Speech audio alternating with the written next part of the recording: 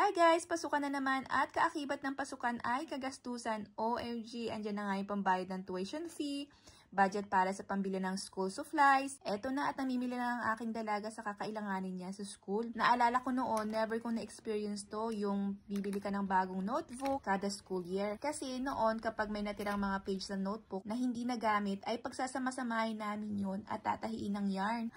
Ayan, at napabalik tanaw pa nga. Ang sarap lang din balikan ng mga ganong alaala. Tapos, marirealize mo na, grabe ang blessings. Masaya ako at naibibigay o natutustusan ko ang mga pangangailangan ng anak ko. At ang perang padala service from Euro to Philippines na ginagamit ko. Syempre, walang iba kundi ang TransferGo. Very easy to use, hassle-free. Pwede ka magpadala ng pera day or night o kahit nasaan ka man. Trusted by 8 million users and FCA regulated. At hindi lang yan, sila din ay best-rated financial service on trustpilot.com with 4.8 star out of 5. Prices are fixed, kaya kung magkano ang perang ipapadala nyo, ay ganong halaga din ang makukuha nilang pera sa Pilipinas. Maaari nyo makuha ang perang ipapadala nyo through GCash, Grab, BDO, BPI, at marami pang iba. Ang first 2 transfer nyo ay free. At pwede kayong kumita ng 20 pounds sa bawat friends na may invite nyo at magre-register na gagamit ng application. O ano pang hinahantay nyo? I-TransferGo mo na yan!